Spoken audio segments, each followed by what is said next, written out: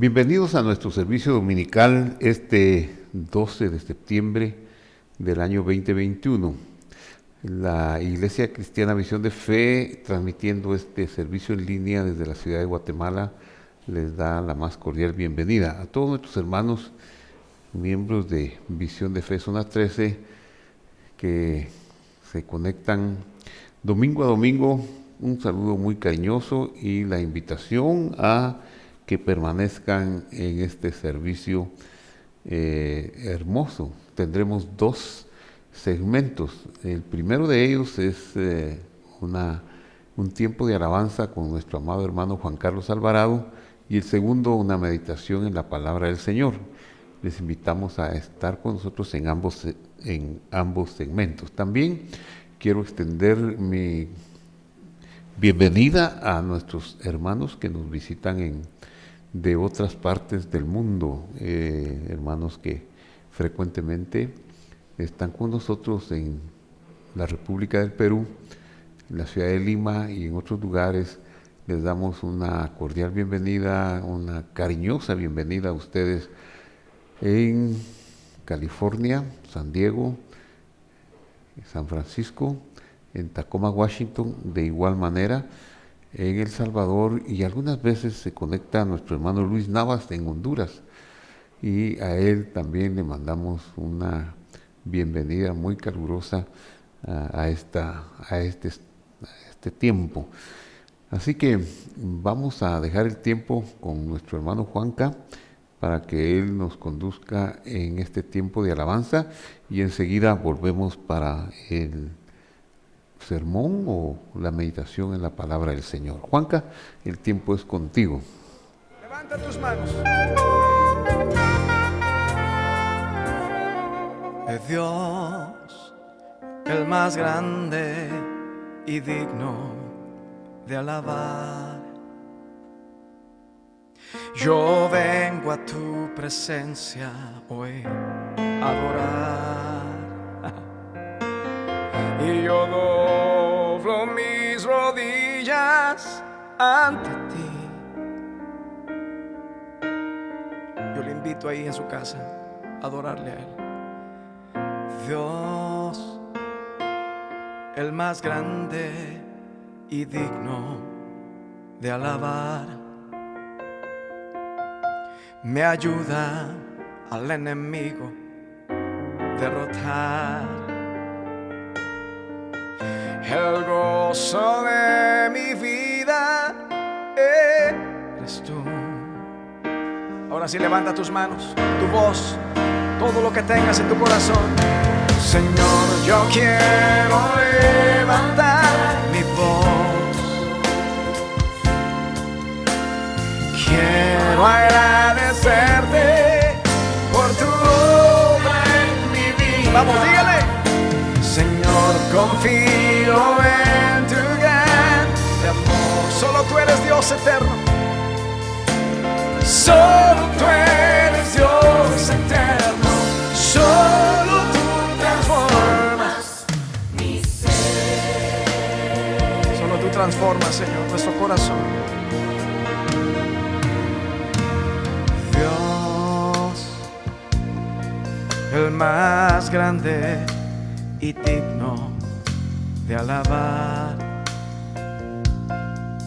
Yo vengo a tu presencia solo a adorarte hoy, mi amado Dios. Y yo doblo mis rodillas ante ti. Dobla tus rodillas y adorémosle. Dios, el más grande y digno de alabar, me ayuda al enemigo derrotar. El gozo de mi vida eres tú. Alguien tiene que levantar su voz, pero más su corazón de gratitud, y dígale: Señor, yo quiero levantar mi voz. Quiero agradecerte Señor, confío en tu gran amor. Solo tú eres Dios eterno. Solo tú eres Dios eterno. Solo tú transformas. Solo tú transformas mi corazón, mi amado Dios. Vamos, dígale. Señor, yo quiero levantar mi voz. Quiero agradecerte por tu obra en mi vida. Dale gracias. Confío en tu gran amor. Solo tú, mi amado. Solo tú eres Dios. Solo tú transformas. Has transformado mi vida.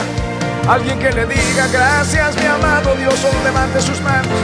Adórele. Adórele.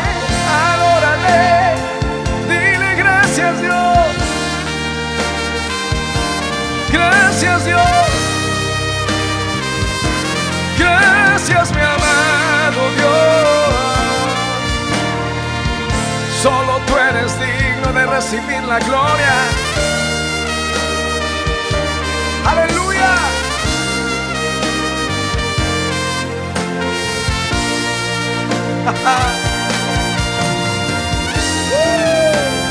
Dígalo conmigo. Señor, yo quiero levantar mi voz y quiero agradecerte por tu obra en mi vida. Señor, confío en tu gran amor. Solo tú eres Dios. Solo tú, Señor. Has transformado mi vida. Has transformado nuestra vida. Dile a tu Señor, levanta tu canto. Señor, yo quiero levantar mi voz y quiero agradecerte hoy por tu obra que estás haciendo hoy en nuestras casas, lo que estás haciendo hoy en nuestros hogares. Vamos, dale gracias. Dale gracias en tu casa. Solo tú eres Dios. Solo tú transformas mi ser.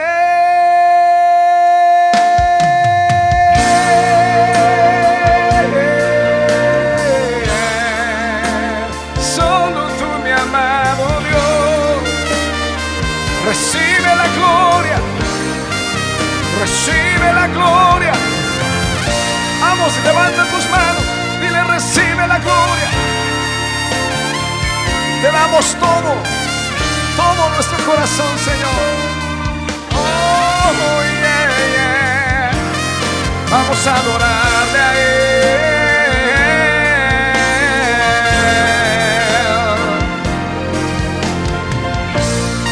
Sí, Señor.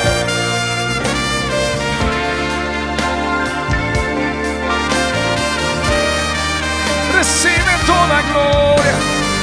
Recibe toda gloria, mi amado Dios, mi amado Jesús. Aleluya, aleluya. Oh, amén.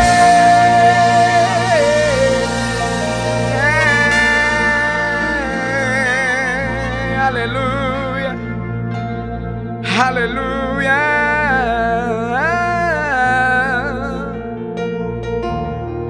Solo tú, mi amado, solo tú has transformado ese duro corazón que yo tenía.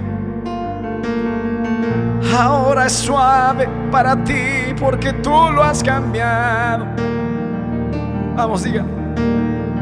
Solo tú lo has cambiado, mi amado Espíritu Santo. Solo a ti puedo dar la gloria de todo lo que has hecho, de todo lo que has hecho.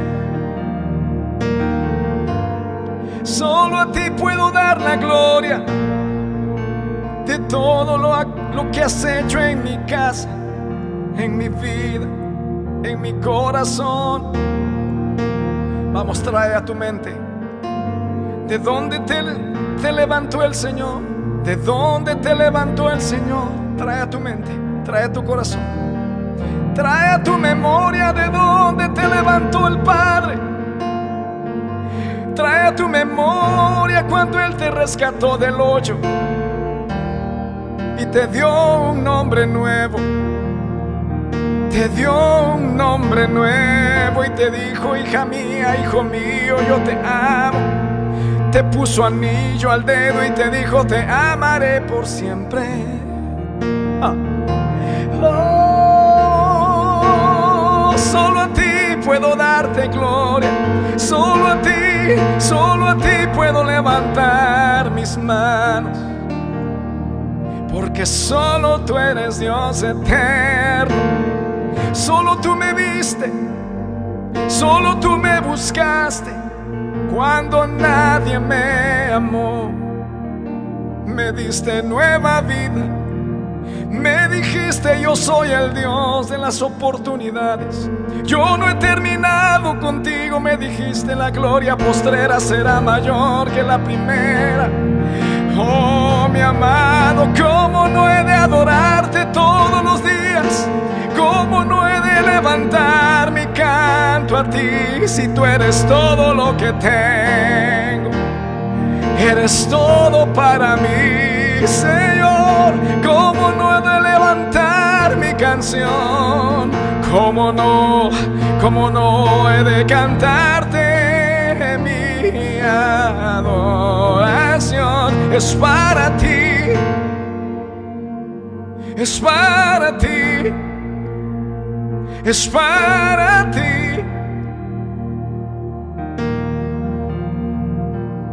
Nadie me amó como tú, nadie me ama como tú y nadie me amará como tú.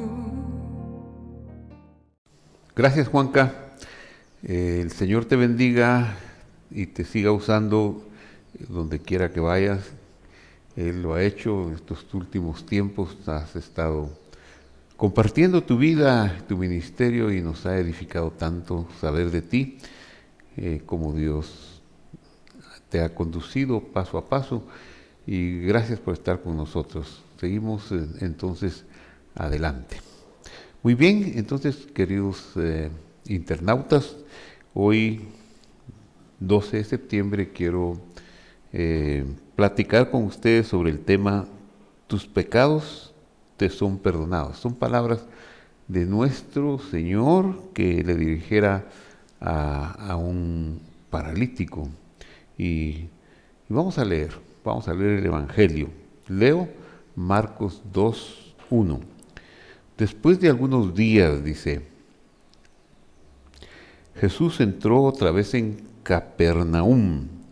Cuando se supo que estaba en casa, dice el texto, inmediatamente, dice el versículo 2, se juntaron muchos de manera que ya no cabían ni aún a la puerta, y él les predicaba la palabra. Eso es muy interesante, cómo su ministerio nos enseña que lo más importante es aprender la palabra del Señor.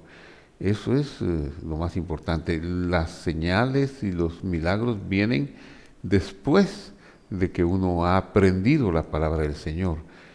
A veces ocurre que en el camino sucede un milagro, o que antes de oír la palabra sucede un milagro, pero eso no quita la importancia que si recibí el milagro debo saber cómo fue que sucedió y por qué sucedió, y eso solo me lo puede decir la palabra del Señor.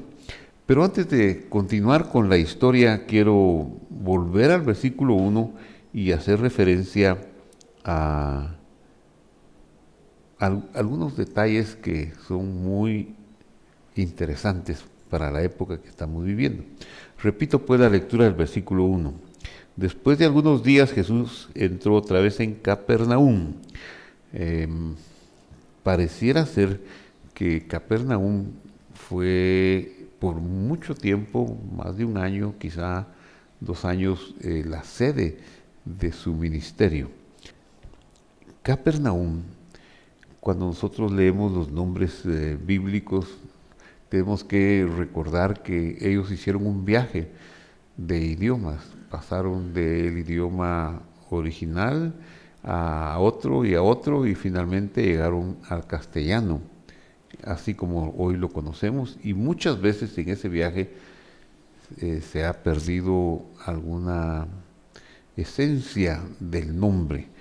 Por ejemplo, Capernaum, pues los nombres propios de lugares de otros idiomas, casi no reparamos mientes en el significado, mientras que los nombres propios que son de nuestro propio lugar tienen un significado. Por ejemplo, Palo Alto, o por ejemplo el nombre de un volcán, o el nombre de un río, que están hablando de mucha agua, etcétera, etcétera, y ese es el nombre que quedó. Pero cuando son de otro idioma, el significado está en el idioma original, y Capernaum es un nombre de otro idioma, del idioma hebreo, que viajó al idioma arameo. Cuando se escribió el Evangelio, obviamente, el idioma que se hablaba en el medio del escritor de este Evangelio era el arameo judaico, era un dialecto de arameo judaico. Pero el arameo judaico no perdió la esencia del origen del nombre que era el hebreo. ¿Qué significa entonces Capernaum? ¿Por qué estoy haciendo toda esta introducción? Verá usted que sí es demasiado importante. Capernaum significa Caper, aldea. Naum es un nombre propio. Diríamos que significa la aldea de Nahum. Pero lo interesante de este nombre es que la palabra aldea comparte las letras de otra palabra que en estos días es muy importante. Estamos acercándonos al día de Yom Kippur, como le conocemos coloquialmente, que bíblicamente se conoce como Yom HaKippurim.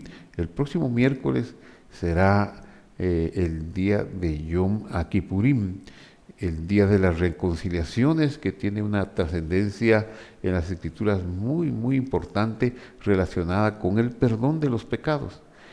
Y el verso 1 de Marcos 2, donde dice que el Señor,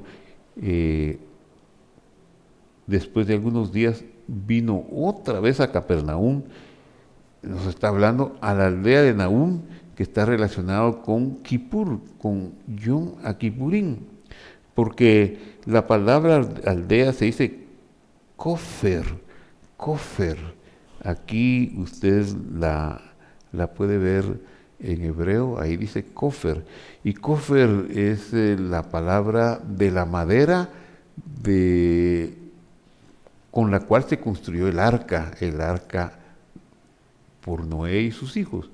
Y la palabra kofer o kafar es la acción de recubrir esa arca para volverla impermeable.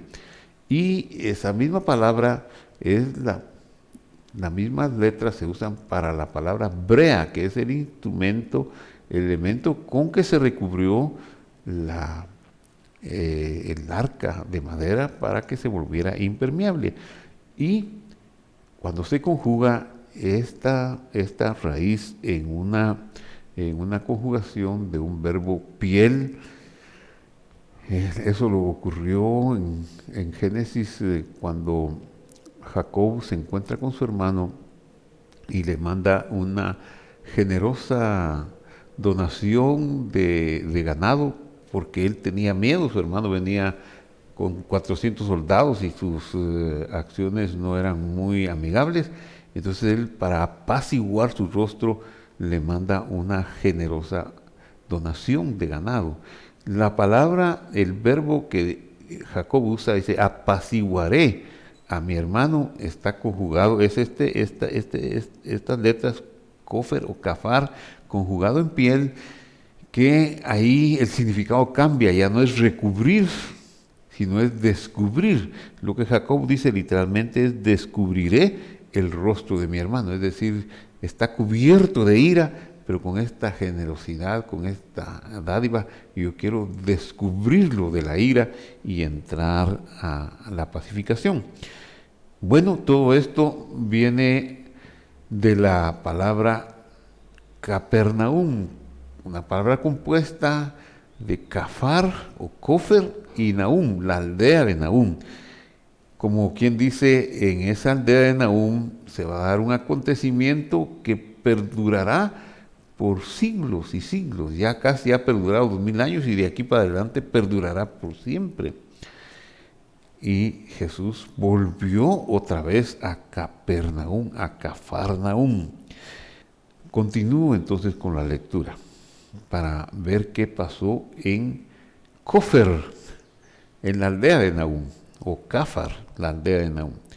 Dice el versículo 2, Marcos 2:2, inmediatamente se juntaron muchos de manera que ya no cabían ni aún a la puerta, y él les predicaba la palabra.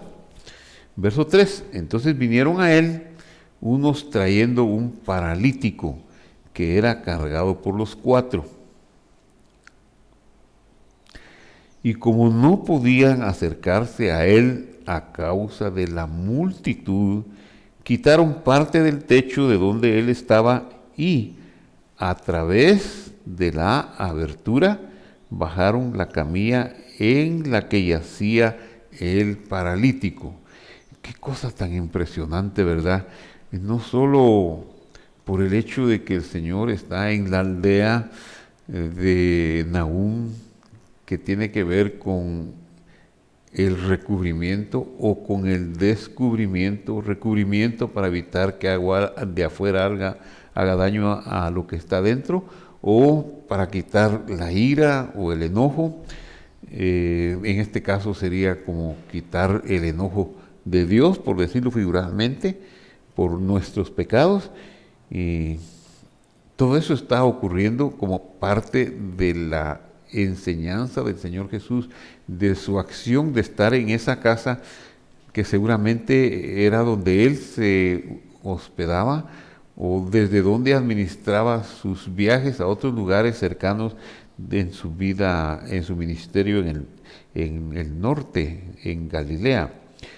Y aquello era tan conocido por todos los demás que sabían que Él amaba la sanidad, que Él amaba ayudar a las personas con necesidad. Y este paralítico era una de esas personas con mucha necesidad, pues él no podía valerse por sí mismo para ir a buscar al Señor y decirle, sáname.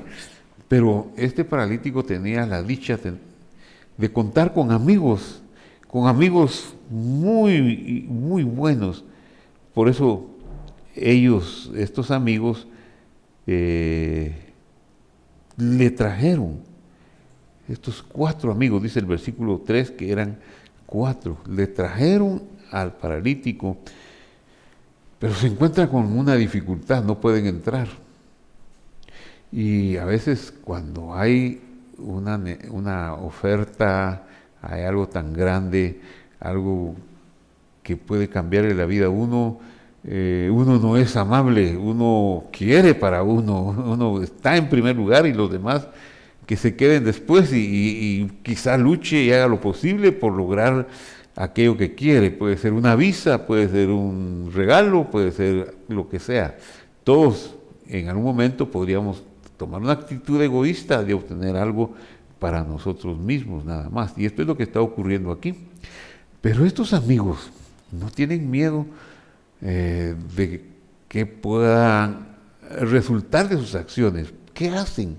Al ver que no pueden entrar por la puerta, que quizá buscan la puerta de atrás, no hay forma de entrar. Ellos se suben al techo y dice que quitaron parte del techo, abrieron el techo. Bueno, no ha de haber sido un techo de losa en aquellos días, en aquellos tiempos, sí había un lugar que no es muy lluvioso, quizá había un techo, pero no era de cemento, no se había inventado el cemento. Ha de haber sido de tierra con algunos vegetales y bueno, era un techo que era sólido y que servía para vivir, pero tampoco era impenetrable. Y estos hombres abrieron, hicieron una abertura, quitaron parte del techo. ¿Se imagina usted? Pensémoslo, el esfuerzo de subir a un hombre paralítico, un hombre que no expone de su parte, es demasiado pesado. Y ellos 4 lo hicieron. Eso demuestra el amor de estos 4. Y entonces Jesús ahora nos va a enfocar el Evangelio, el relato nos deja a los amigos del paralítico y al paralítico propiamente dicho, y nos mueve a que veamos la acción del Señor. Al ver Jesús la fidelidad de ellos, esa acción obviamente fue provocada por Dios, ¿verdad? Y solo Dios puede motivar en uno una habilidad o una audacia de hacer lo que estos 4 amigos del paralítico están haciendo. Y esa audacia, esa intrepidez, no puede ser otra cosa sino una fe, una fidelidad. Ellos están exhibiendo ahí una fuerza interior que Dios les ha puesto. Ellos fueron educados a través del oír y de conocer los testimonios de cuántas personas han sido alcanzadas por el Maestro, sanadas, libertadas de demonios y alcanzadas incluso a ser resucitadas, etcétera, etcétera, que ellos no vacilan y bajan al paralítico por la abertura que hacen. Jesús vio la fe de ellos. Jesús vio, hace una conexión con la fe de ellos. Ellos solo están expresando el resultado de algo que han cocinado durante algún tiempo, quizás no mucho, días, pero han cocinado y han llegado a la conclusión que este paralítico puede ser sanado por el Maestro. El Maestro está ahora que acaba de regresar a Capernaum, pues vamos a Capernaum, vamos a la casa. Ya llegan un poco tarde, ya la gente está preparada, ya está ahí, muchos están solo con la comodidad de estar sentados para oír un bonito mensaje, pero no tienen la necesidad del paralítico, donde su vida dolorosa, su vida sin sentido, podría cambiar, pero nadie le va a ceder ese lugar, así que la audacia es necesaria. Él ve la fe de los amigos del paralítico y se dirige al paralítico, verso 5, y le dice: hijo, tus pecados te son perdonados. Las palabras tenemos que tomarlas una por una y beberlas y disfrutarlas, no leer este pasaje con una velocidad ligera, no. Hay que leerlo con detenimiento, hay que pensarlo, hay que imaginarlo. Las palabras son profundas, son pocas, pero buenas. Primero le dice hijo. ¿Cómo le dice hijo? ¿Por qué le dice hijo? Obviamente esto es un lenguaje del cielo, figurado, no se está refiriendo a que es su hijo, porque seguramente este paralítico podría tener más años que él. Hijo. Y luego le dice algo asombroso, no lo que esperábamos oír o lo que esperarían oír los que estaban sentados ahí. Tal vez los amigos sí, pero los demás esperarían oír otra cosa, como levántate, sé sano, pero lo que oyen los perturba. Él les dice: hijo, tus pecados te son perdonados. ¡Qué tremendo! Qué tremendo. Eso podría decir, bueno, ¿por qué lo avergüenza? ¿Y cómo un paralítico puede cometer pecados? Bueno, nosotros cometemos pecados, ya nacemos en pecado, no necesitamos crecer para cometer el pecado. Claro, los pecados de un bebé no son los mismos que de un adulto, que ya se ha especializado en el pecado, el bebé no, pero su naturaleza ya nace corrupta. Ahora quisiera mostrarles lo que el evangelista Mateo nos relata al respecto. Mateo dice así, verso 2 del capítulo 9 de Mateo: le dijo al paralítico, ten ánimo, hijo, tus pecados te son perdonados. Quise mencionar a Mateo por esa palabra adicional que tiene Mateo. Ten ánimo, hijo. Lo está animando, le está haciendo una upa para que el paralítico pueda tener esperanza. Lo está educando en el camino de la fe, en el camino de la verdad. Le está diciendo, edúcate, vamos, adelante, edúcate.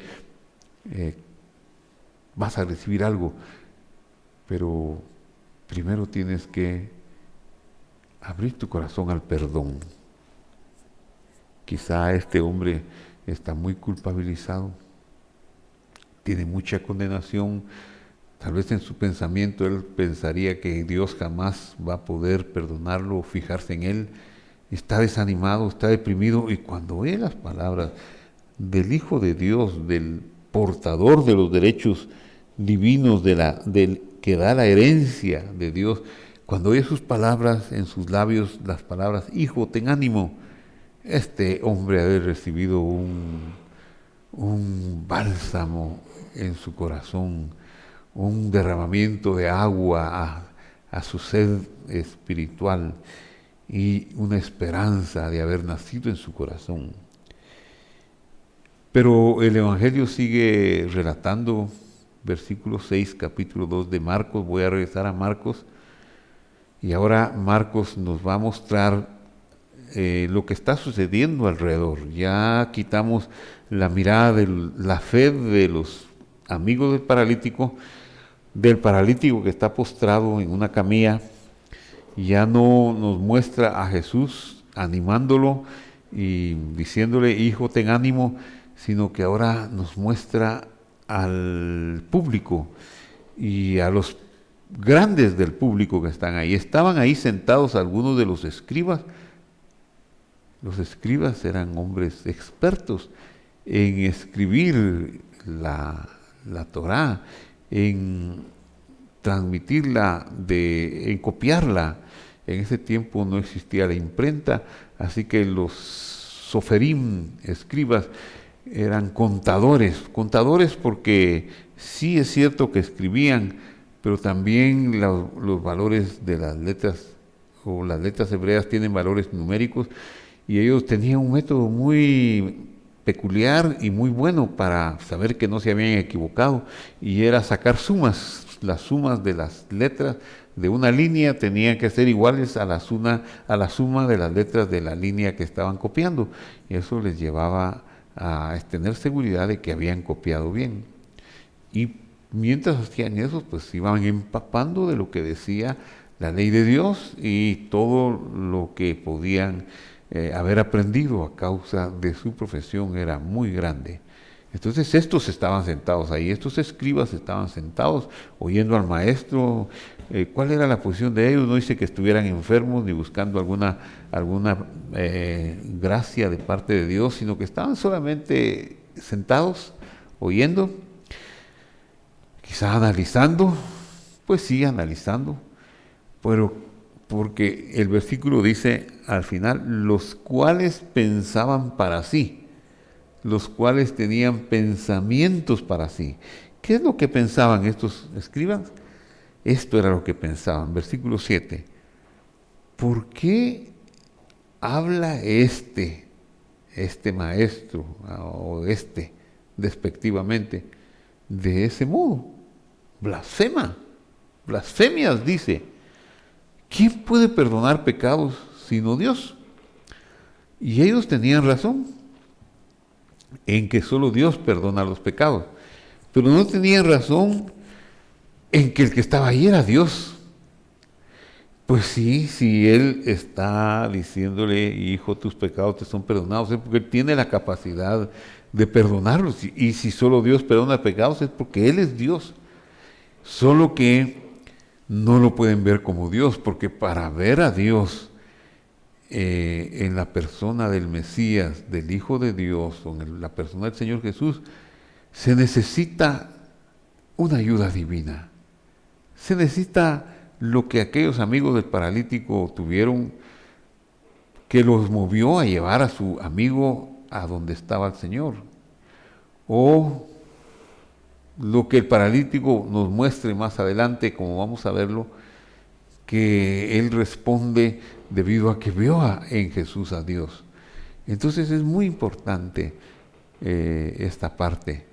Jesús es Dios, Él es el Hijo de Dios, que quiere decir el heredero y el repartidor de la herencia, pero en otras palabras quiere decir que en su tiempo de humillación, cuando Él vino a ser semejante a nosotros para pagar nuestra deuda, muriendo una muerte cruel, en ese periodo Él fue el Hijo de Dios, fue conocido como el Hijo de Dios o el Hijo del Hombre, que en otras palabras es el que porta la herencia, el que reparte la herencia de Dios. Y aquí está actuando en esa forma disminuida, pero su carácter, sus dones, son dones divinos, del mismo Dios es el que está hablando. ¿Y qué es lo que está haciendo? Otorgándole perdón a este hombre. Y seguramente le está otorgando perdón porque el hombre en su corazón se ha arrepentido y ha recibido una visitación del Espíritu de Dios que le permite verse como es de pecador y como es de necesitado de una intervención divina. Por eso él no protesta ni dice yo no soy pecador, sino que reaccione de otra manera. Pero los escribas no tienen esa revelación, por eso ellos juzgan y dicen, blasfemias dice este. Solo Dios perdona pecados. ¿Qué va a pasar ahora? Veamos lo que pasa. Versículo 8 del capítulo 2. Y conociendo luego Jesús en su espíritu que pensaban de esta manera dentro de sí mismo, les preguntó. Qué asombroso. Los confronta y les pregunta, ¿por qué pensáis así? A ellos se han de haber asombrado, ¿verdad? Cuando les hace esta pregunta. ¿Qué es más fácil decir al paralítico, tus pecados te son perdonados? O decirle, levántate, toma tu lecho o toma tu camilla y anda. Y de aquí tomé el tema, tus pecados te son perdonados.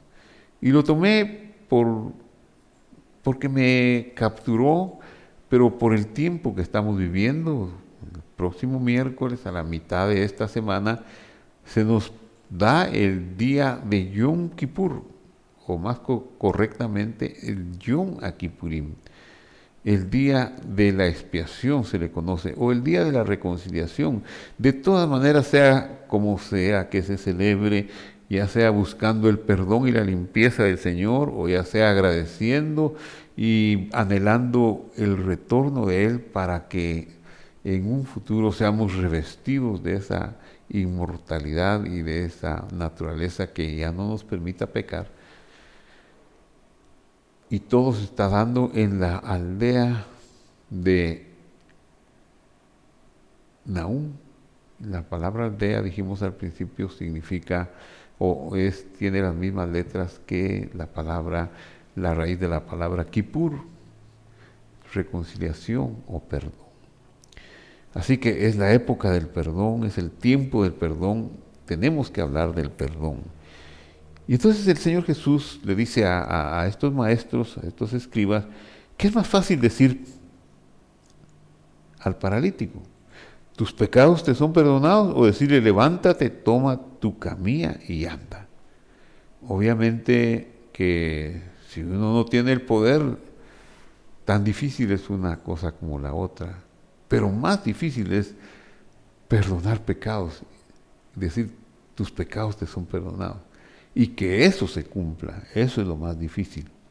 Verso 10, entonces para que sepáis que el Hijo del Hombre, el portador de los derechos, de los atributos divinos, o lo podríamos decir con otras palabras, el repartidor de la herencia, el que vino aquí a salvar y a repartir los dones de Dios a los que Él llame, el Hijo del Hombre, tiene poder en la tierra para perdonar pecados. Ahora se vuelve al paralítico. Dice, el Hijo del Hombre, yo no voy a decir que soy Dios, pero soy el Hijo del Hombre. Ustedes tienen que aprender quién es el Hijo del Hombre.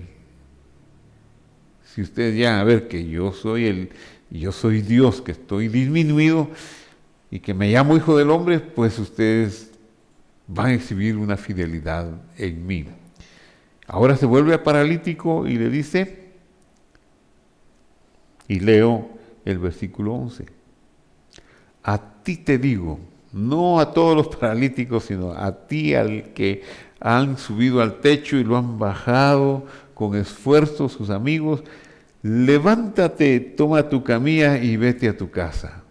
Bueno, yo puedo decir eso también, pero la cosa es que se cumpla. ¿Qué pasó? ¿Qué pasó ante esta orden? Veamos lo que pasó. Entonces, el paralítico se levantó. Número 1, y tomando su camilla. Número 2. Número 3, salió delante de todos.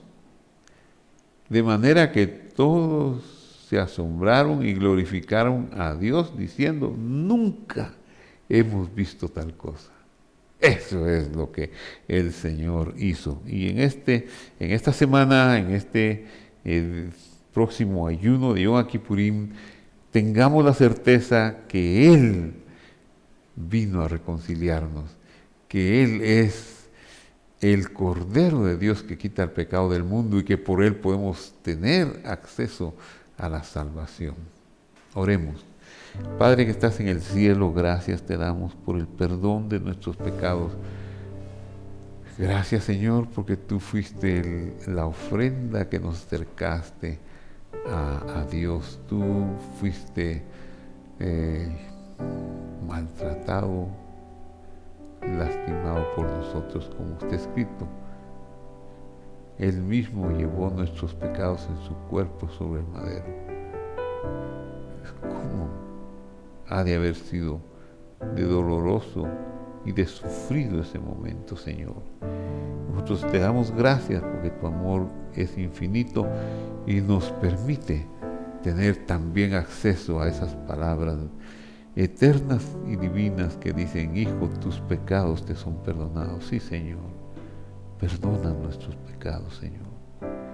Si en el medio de los que me están escuchando hay una persona que siente que debe recibir el perdón de sus pecados, yo lo pongo en sus manos de Dios ahora para que Él lo perdone.